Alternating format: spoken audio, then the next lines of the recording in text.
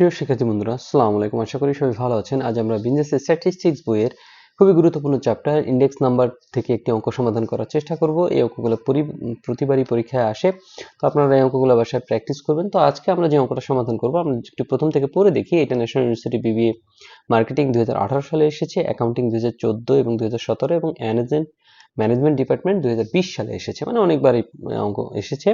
তো আমরা যদি দেখি কি করতে বলেছে, compute Fisher index number from the following data, মানে এখান থেকে ফিশার ইন্ডেক্স করতে বলছে, and verify the time reversal test and factor reversal test.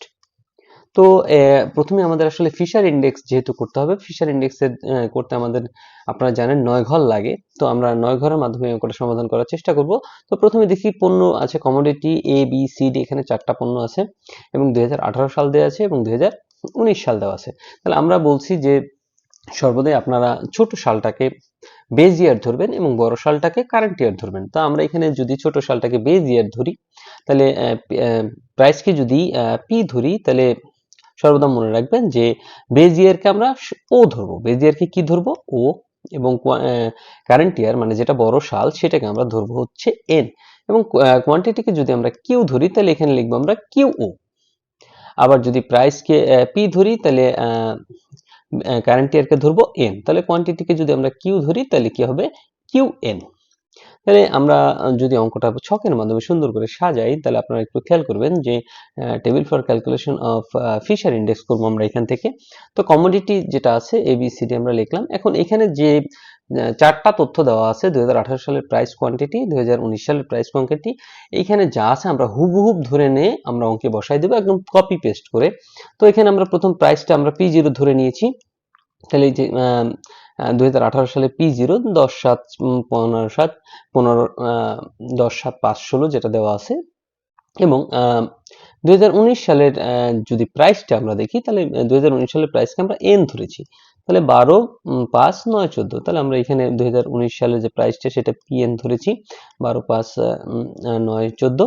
এরপর যদি আমরা কোয়ান্টিটির দিকে আসি, তাহলে 2018 সালের যেটা আছে সেটা বেজিয়ে সেটা Q0, আমরা এখানে ধরেছি Q0।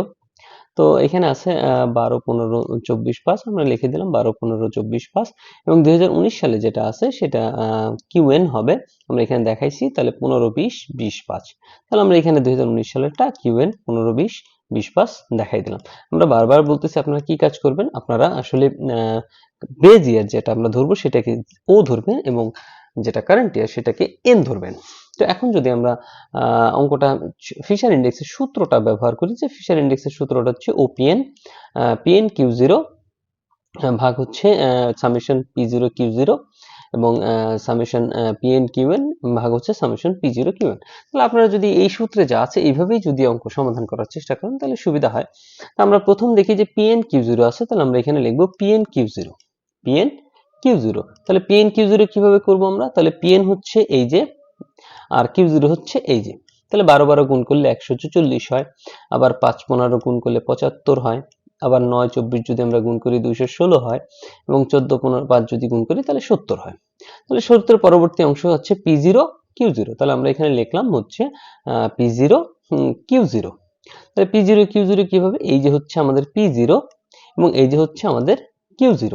তাহলে প্রথমে আছে হচ্ছে 10 এবং পরবর্তীতে আছে হচ্ছে 12, তাহলে 10 12 হচ্ছে 120। এরপর আছে 7 এবং পরবর্তীতে আছে Q0 15, তাহলে 7 15 হচ্ছে 105। আবার পরবর্তীতে আছে 5 এবং এখানে আছে হচ্ছে 24, তাহলে 5 24 যদি আমরা গুণ করি তাহলে হয় 120। আবার আছে 16 এবং আছে কত 5, তাহলে 5 16 যদি আমরা গুণ করি 5 16 হয় 80। তাহলে আমাদের এই পাশ শেষ। পরবর্তীতে আমরা যদি দেখি আমাদের আছে সামেশন পিএন কিউএন, তাহলে আমরা লিখবো পিএন কিউএন, তাহলে এন এন গুণ করি আমরা, তাহলে এই হচ্ছে পিএন আর এই হচ্ছে কিউএন। তাহলে পিএন কিউএন আমরা একটু সুন্দর করে গুণ করি প্রিয় শিক্ষার্থীরা। তাহলে পিএন এ প্রথম আছে 12 এবং পরবর্তী এখানে আছে কিউএন আছে 15, তাহলে 12 15 যদি গুণ করি তাহলে 180 হয়। প্রথমে আছে 5, তারপরে আছে হচ্ছে 20, তাহলে 5 কুড়ি কত হয় 100 হয়, তারপর আছে 9, তারপর আছে হচ্ছে 20, তাহলে 9 20 হয় 180, এবং পরবর্তীতে আছে 14 এবং পর আছে কত 5, তাহলে 5 14 হয় 70, এবং সূত্রের পরবর্তী শেষ অংশ আছে P0 কিউএন। তাহলে আমরা যদি P0 কিউএন কে গুণ করি, তাহলে আমাদের P0 আছে এই অংশ, তো আমরা যদি প্রথমে দেখি P0 তে আছে 10 এবং Qn এ আছে হচ্ছে 15, তো 10-15 গুণ করলে 150 হয়। পরে আছে 7 দিয়ে যদি আমরা 20 কে গুণ করি, 7 দিয়ে গুণ 14 140 হয়। পরবর্তীতে আছে 5 দিয়ে যদি আমরা 20 কে গুণ করি তাহলে 5 কুড়ি হয় 100, এবং পরবর্তীতে আছে 16 দ্বারা যদি আমরা আবার 5 কে গুণ করি 5 × 16 80 হয়। এখন আমরা কি করব? এখন আমরা এগুলোকে যোগ করব। তাহলে P0 Q0 যদি Pn Q0 যদি আমরা যোগ করি তাহলে সামেশন Pn Q0 হয় 505, P0 Q0 যদি আমরা যোগ করি তাহলে হয় 425, এবং Pn Qn কে যদি আমরা যোগ করি তাহলে হয় 530, এবং P0 Qn কে যদি যোগ করি তাহলে হয় 470। এখন যদি এই যে জিনিসগুলো আমরা বের করলাম এগুলো যদি আমরা মান বসাই দিই তাহলে Pn Q0 এর মান হচ্ছে 505 আমরা দিলাম, এবং P0 Q0 এর মান 425, Pn Qn এর মান হচ্ছে 530, এবং P0 Qn এর মান হচ্ছে 470 গুণ 100। এখন এই 405 কে যদি আমরা 425 দ্বারা ভাগ করি আমাদের আসে 1.188, আবার যদি 530 কে যদি 470 দ্বারা ভাগ করি তাহলে আসে 1.128 গুণ 100, গুণ 100 হচ্ছে রুটের বাইরে, তাহলে এইটা যদি আমরা গুণ করি তাহলে আসে আমাদের 1.340064। এখন যদি এইটাকে রুট করি তাহলে আমাদের আসে 1.1576, এবং এটাকে 100 দ্বারা গুণ করলে 115.76। ফিশার ইন্ডেক্স করলে আমরা আসলে একটা কমেন্টস করে দিই, তো এই কমেন্টটা যদি আমরা একটু করি তাহলে আমরা লিখবো যে according to the Fisher index number the price index number is equal to 115.76%, যেটা আমাদের আসছে।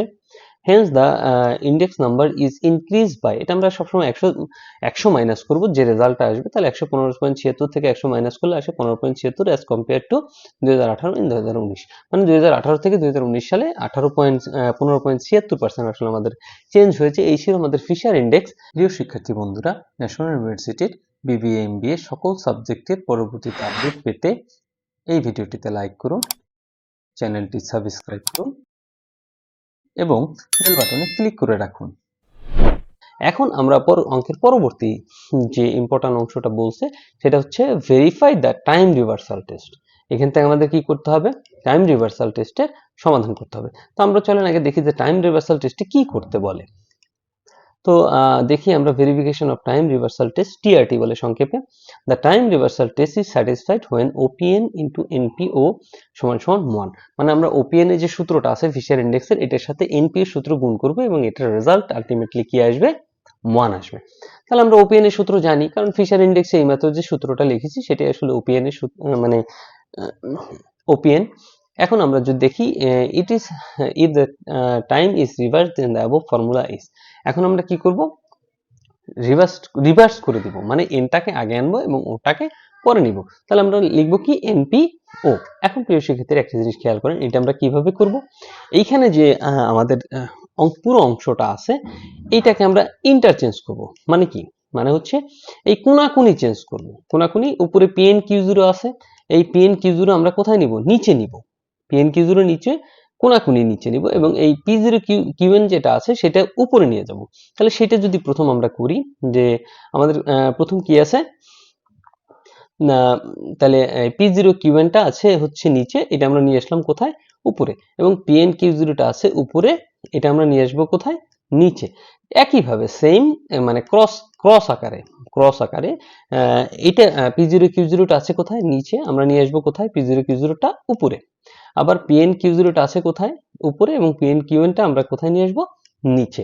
জাস্ট মানে ইন্টারচেঞ্জ হবে, নিজেদের স্থান কোনাকুনি আকারে পরিবর্তন হবে। তাহলে এখন যদি আমরা যে সূত্রটা আমরা লিখেছিলাম সেটা যদি আমরা বসাই, তাহলে ওপিএন এর সূত্র আমরা জানি, ওপিএন এর সূত্র এইটুক, মানে প্রথম যে ফিশার ইন্ডেক্সের সূত্র, এবং এনপি এর সূত্র কোনটুক হবে? এইটুক আমরা পাশে যেহেতু রুট আছে রুটের ভিতরে বসাই দিব। তাহলে আমরা বসাই দিলাম, এরপর আমরা মান বসাবো।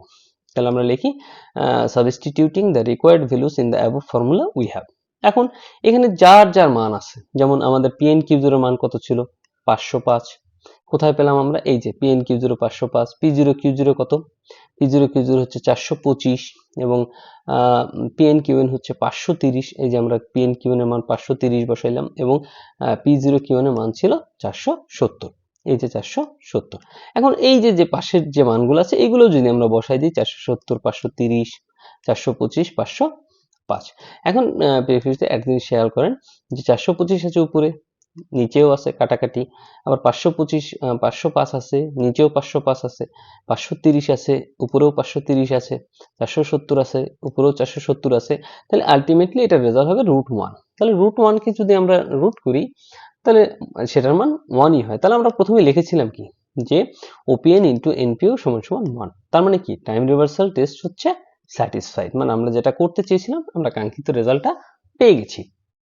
এখন যদি আমরা অঙ্কের একদম শেষ রিকোয়ারমেন্ট কি বলছে, ফ্যাক্টর রিভার্সাল টেস্ট করতে বলছে। আমরা যদি এখান থেকে ফ্যাক্টর রিভার্সাল টেস্টের সমাধান করার চেষ্টা করি, সেক্ষেত্রে চলেন কি করা যায়। তো এখানে আমরা দেখি যে verification of factor reversal test FRT, factor reversal test is satisfied when, কখন এটা স্যাটিসফাইড হবে, ওপিএন গুণ হচ্ছে ওকিউএন সমান সমান ওভিএন, মানে এটা সংক্ষেপে ওভিএন বলে, এই দুইটাকে গুণ করলে যেটা হয় সেটা ওভিএন হয়, সামেশন পিএন কিউএন এবং summation P zero Q zero. এখন এক্ষেত্রে আমরা ওপিএন এর সূত্র তো জানি, ওপিএন কি করলে ওপিএন হয় সেটা আমরা ভালো করেই জানি। এখন ওকিউএনটা আমরা বের করতে হবে। কিভাবে আমরা ওকিউএনটা বের করবো চলেন একটু দেখি। তো ওকিউএনটা কিভাবে হবে, if PQ are interchanged then the quantity index, মানে ওকিউএনটাকে চেঞ্জ করলে সেটা হচ্ছে কোয়ান্টিটি ইন্ডেক্স বলে সেটাকে, যেহেতু কিউ দ্বারা প্রকাশ করা হচ্ছে। এখন এটা কিভাবে করব, আমরা একদম সহজভাবে বোঝার চেষ্টা করব এটা কিভাবে করব। তো আমরা যদি এই সূত্রটায় আসি, একদম ওপিএন এর সূত্রটাই আসি, সেটা হচ্ছে আমরা যখন এনপিও করেছিলাম, এখানে এনপিও করেছিলাম তখন কি করেছিলাম, এইটা উপরেরটা নিচে নিয়েছিলাম, নিচেরটা উপরে নিয়েছিলাম, আবার এটাও উপরটা নিচে নিয়েছিলাম, নিচেরটা উপরে নিয়েছিলাম। কিন্তু আমরা যখন ও কিউএন করব, ও কিউএন করার ক্ষেত্রে আমরা দুইবার চেঞ্জ করব না, আমরা শুধু একবার চেঞ্জ করব। মানে কি, এইটা শুধু একবার চেঞ্জ করব, মানে এটা যে উপরে ছিল পিএন কিউ জিরোটা উপরে ছিল, এটা এখানে নিয়ে আসবো, এবং পি জিরো কিউএনটা যেটা ছিল সেটা উপরে নিয়ে যাব, মানে একবার। এনপিও তে আমরা দুইবার করেছি, কিন্তু এখানে আমরা চেঞ্জ করব কয়বার, একবার। তো দেখেন আমরা কিভাবে করি। তো একবার করার ক্ষেত্রে আবার পি আর কিউ নিজেদের স্থান পরিবর্তন করবে, এটা একদম সহজ জিনিস, যেটা হচ্ছে মানে নিজেদের স্থান পরিবর্তন।